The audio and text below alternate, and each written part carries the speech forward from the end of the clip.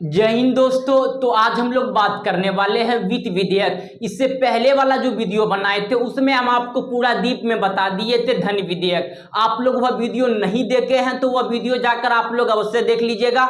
वह वीडियो का लिंक जो है इस वीडियो को जो है डिस्क्रिप्शन में हम डाल देंगे, आप लोग वह वीडियो जाकर अवश्य देख लीजिएगा। तो आप वित्त विधेयक को थोड़ा अच्छा से समझिएगा। देखिए, वित्त विधेयक को इंग्लिश में बोलते हैं फाइनेंस बिल। यह भारतीय संविधान के अनुच्छेद 117 में जो है ना वित्त विधेयक बताया गया है। देखिए, वित्त विधेयक होता क्या, आप इसको थोड़ा अच्छा समझिएगा। देखिए, वित्त विधेयक जो होता है, इससे पहले धन विधेयक पढ़ाए थे कि धन विधेयक का मतलब होता है कि बाबू धन आया देश में। धन विधेयक का मतलब क्या होता है कि धन आया देश में, उसका भी दो निधि होता है, एक आकस्मिक निधि होता है, एक संचित निधि होता है। ये सब पूरा बता दिए थे। आप लोग वह वीडियो नहीं देखे हैं तो वह वीडियो का लिंक इस वीडियो को जो है ना बाबू डिस्क्रिप्शन में हम दे देंगे धन विधेयक का।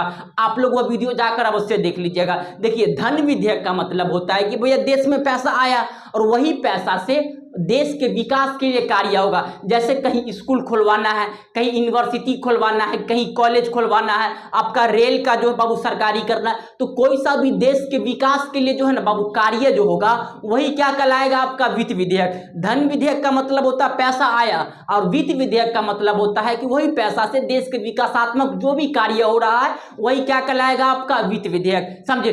तो वित्त विधेयक समझ में आया कि कोई सा भी सरकारी व्यक्ति को आपका बिजली घर बनाना है, स्कूल खुलवाना है, ये खुलवाना है, तो जो भी देश के विकास के लिए कार्य होगा वही क्या कहलाएगा, आपका वित्त विधेयक। आप आम भाषा में समझिए ना कि आपका जो है ना, आप लोग जो बाबू घर से आते हैं कि घर से कहीं पढ़ने के लिए जाते हैं आप लोग, तो कहीं से जो आपका घर है आप समझिए कि आ रहे हैं, आप दिल्ली आ रहे हैं पढ़ने के लिए, पटना आ रहे हैं या दरभंगा जा रहे हैं, आप कहीं पे भी जा रहे हैं पढ़ने के लिए, तो आप घर से जो है ना बाबू कुछ पैसा तैसा लेके आते हैं कि नहीं आते हैं। कुछ पैसा मम्मी देता है, आपका पापा देता है कि कुछ पैसा लेके जाओ बेटा तुम वहां पे क्या करना बाबू पढ़ना। तो आपका जो मम्मी दिया पैसा वही क्या कहलाया, आपका धन विधेयक। वही पैसा आप कहीं पे गए पढ़ने के लिए, वही पैसा से जो है ना आपका जो है जो भी खर्चा किए, ट्यूशन फीस दिए, तो अपना डेवलप के लिए ना, अपना विकास के लिए तुम पैसा खर्चा कर रहे हो, तो वही क्या कहलाएगा, आपका वित्त विधेयक। आप नॉर्मली भाषा में समझिए, उतना समझने की कोई जरूरत नहीं, आप नॉर्मली भाषा में समझते रहिए। समझे?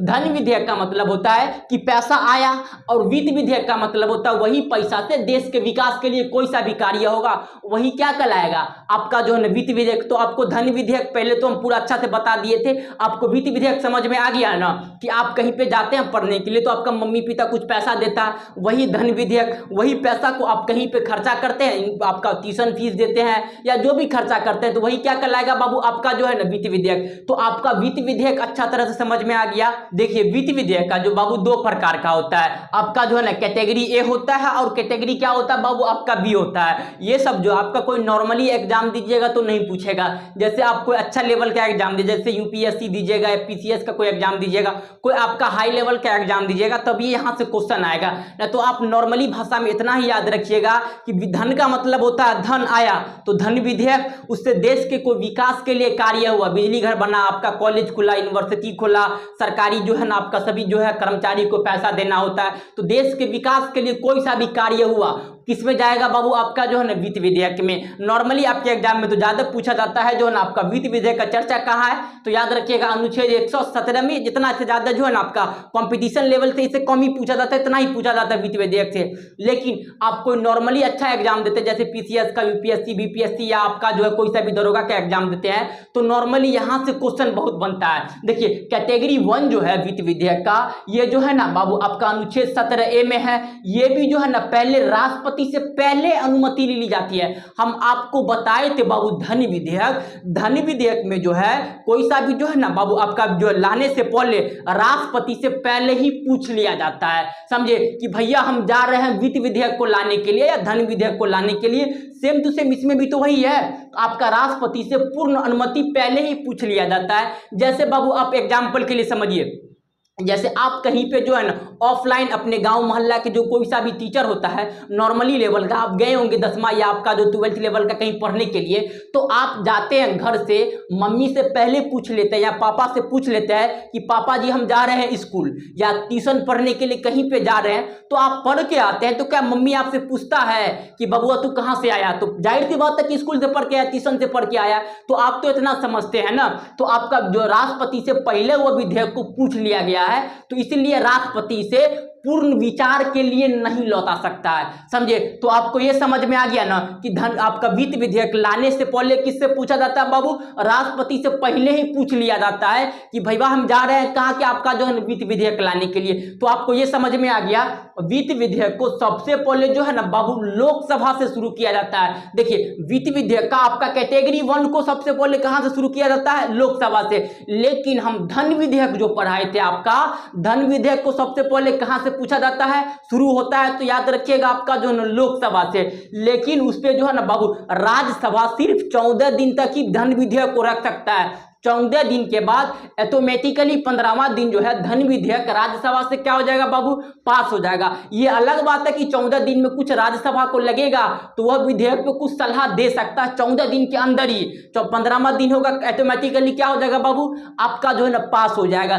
तो वित्त विधेयक का बाबू कैटेगरी 1 जो है आपका सबसे पहले जो है लोकसभा में शुरू होता है। लेकिन यह जो है बाबू इसको आपका जो राज्यसभा अस्वीकार कर सकता है। यह राज्यसभा लंबे समय तक रोक सकता है। राज्यसभा रोक लेगा और बोल देगा कि भैया जो लोकसभा जो अब लोकसभा से जो पास हुआ बिल, इसमें कुछ बिल में कमियां हैं या बिल को जो है ना बाबू पूर्ण विचार करिए, इस पर थोड़ा और अच्छा से जो है ना गहन अध्ययन करिए, उसके बाद वह बिल को फिर लाइए लोकसभा में, फिर राज्यसभा उसको क्या करेगी? पास करेगा। तो यह सबसे पहले लेकिन लोकसभा में शुरू होता है, समझे? लेकिन इसे राज्यसभा जो अस्वीकार कर सकता है, यही तो एग्जाम में पूछा जाता है। आपसे पूछेगा कि वित्त विधेयक का पार्ट 1 जो है या कैटेगरी 1 पूछेगा, यह सबसे पहले कहां शुरू की जाती है? तो याद रखिएगा ये जो है ना आपका लोकसभा में, लेकिन इसे राज्यसभा में फिर जाएगा तो वहां पे क्या करेगा? राज्यसभा भैया अस्वीकार करेगा, और अस्वीकार करेगा तो भैया संयुक्त अधिवेशन होगा। तो आपको पता संयुक्त अधिवेशन हम आपको पहले नहीं पढ़ाए हैं बाबू, संयुक्त अधिवेशन बता देंगे, समझे? तो संयुक्त अधिवेशन नॉर्मली समझिएगा ना, जैसे आपका राज्यसभा और लोकसभा के बीच जो होता है बाबू गतिरोध यानी लड़ाई जो होता है ना, इसलिए जो राष्ट्रपति क्या करता है बाबू आपका जो है ना संयुक्त अधिवेशन बुलाता है। और संयुक्त अधिवेशन में जो आपका इसका अध्यक्ष भी कौन होता है? लोकसभा का अध्यक्ष। कितना कूदेगा राज्यसभा? कितनों कूदने से थोड़ी होता है। राज्यसभा का सदस्य आपका जो सदस्यों का भी संख्या कम है, लोकसभा का सदस्य की संख्या भी ज्यादा है, तो आपका उसमें भी कौन जीतेगा बाबू? आपका लोकसभा न जीतेगा। तो नॉर्मली राज्यसभा का हमारे देश में कोई आपका जो है ना वैल्यू नहीं है, न राष्ट्रपति का भी हमारे देश में नहीं है। आप लोग अपने रिश्तेदार में फूफा जी का कितना इज्जत करते हैं, उतना ही हमारे देश में जो है ना राज्यसभा और राष्ट्रपति का क्या की जाती है बाबू? इज्जत की जाती है। तो आपको ये समझ में आ गया ना कि देखिए आपका जो है कैटेगरी 1 जो है वित्त विधेयक का, यह अनुच्छेद 117A में है। इसे राष्ट्रपति पूर्ण विचार, राष्ट्रपति से पहले पूछ लिया जाता है, तो इसलिए राष्ट्रपति पूर्ण विचार के लिए नहीं लौटाएगा। उसके बाद देखिएगा इसे जो है ना सबसे पहले लोकसभा से शुरू की जाती है। सबसे पहले कहां से की जाती है? लोकसभा से। लेकिन इसे राज्यसभा जो है बाबू अस्वीकार कर सकता है, उसको कोई सलाह दे सकता है कि भैया यह विधेयक जो बनना है उसमें कुछ कमियां हैं, इसमें कुछ प्रॉब्लम है, तो राज्यसभा उसको बता सकता है। और राज्यसभा विधेयक को रोकेगा तो ससुरा जाहिर सी बात है कि उस पर धन आपका संयुक्त अधिवेशन होगा। तो आपको ये समझ में आ गया ना? ये याद रखिएगा, ये एग्जाम में यहां से क्वेश्चन आता है। आप लोग अगर कंपटीशन में है तो इतना यहां से क्वेश्चन आएगा, नहीं तो नॉर्मली एग्जाम के लिए तो उतना ही काफी है आपके एग्जाम के लिए, समझे? और कैटेगरी बी में देखिए, कैटेगरी बी में जो है बाबू इसका भी जाहिर सी बात है कि अनुच्छेद 117(2) में होगा, अनुच्छेद 117(2) है। लेकिन यह भी जो है राष्ट्रपति से पहले पूछ लिया जाता है कि भैया हम कहां जा रहे हैं? आपका जो है वित्त विधेयक को लाने के लिए। तो राज्यसभा आपका राष्ट्रपति पूर्ण विचार के लिए नहीं लौटाते। वही एग्जाम्पल अभी बताए ना कि आप कहीं पे जाते हैं पढ़ने के लिए, ट्यूशन या स्कूल, तो मम्मी से पहले पूछ लेते हैं या पापा से पूछ लेते हैं कि पापा जी हम जा रहे हैं वित्त विधेयक मतलब जो स्कूल पढ़ने के लिए, तो क्या आप फिर पढ़ के जाते हैं? तो पूछता है कि भैया कहाँ से आया तू पढ़ने के लिए? तो जाहिर सी बात आप स्कूल से आए पढ़ने के लिए, इतना तो आप लोग समझते ही हैं, समझे?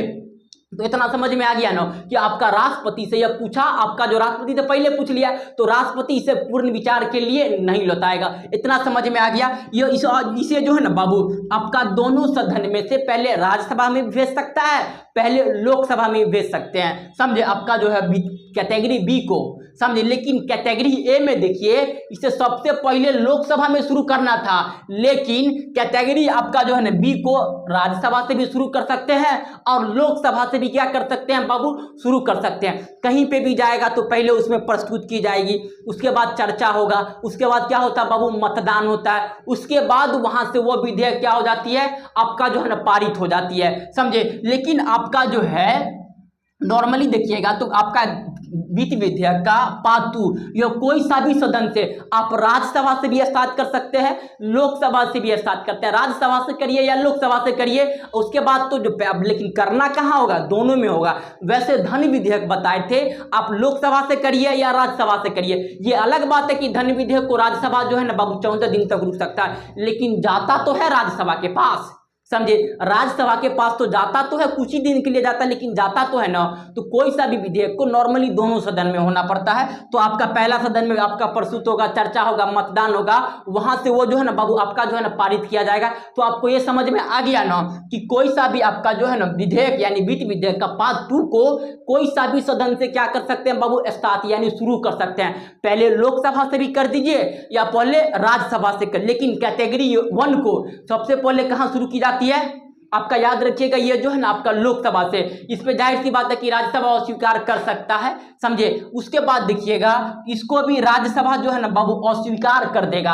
अगर दोनों सदन से शुरू होगा और राज्यसभा अस्वीकार करेगा कि बोल देगा, बस इतना ही बोलता है राज्यसभा कि भैया आप जो विधेयक लाए हैं इसमें जो है ना कुछ कुछ क्या है बाबू प्रॉब्लम है, यह संविधान के खिलाफ है, यह देश के हित में नहीं है, इसमें आपका जो है ना बाबू पूर्ण विचार करिए, इसमें पूर्ण विचार करके लाइए, इसमें गहन अध्ययन करिए। और राज्यसभा रोक लेगा कोई विधेयक को, और वही विधेयक अगर रोकेगा तो जाहिर सी बात है इस पर क्या होगा बाबू, संयुक्त अधिवेशन होगा। तो आपको यह समझ में आ गया ना, कैटेगरी 1 और कैटेगरी बी, ये दोनों याद रखिएगा, ये दोनों एग्जाम में आपके आता है। आप आम भाषा में समझिए ना कि वित्त विधेयक जो होता है कि देश में जो भी आपका खर्चा करिएगा, पैसा का मतलब पैसा आया और वही पैसा से देश के विकास के लिए कोई सा भी कार्य करिएगा, वही क्या कहलाएगा आपका जो है ना बाबू वित्त विधेयक। तो आपको वित्त विधेयक समझ में आ गया ना। आप लोग को बाबू क्लास कैसा लग रहा है आप लोग जरूर कमेंट में बताइएगा। आप लोग इस चैनल पे नए हैं तो आप लोग चैनल को अवश्य सब्सक्राइब कर लीजिएगा, समझे। आप लोग जरूर कमेंट में क्लास कैसा है आप बताइएगा। इसका आप लोग जो है ना बाबू एक स्क्रीनशॉट ले लीजिए।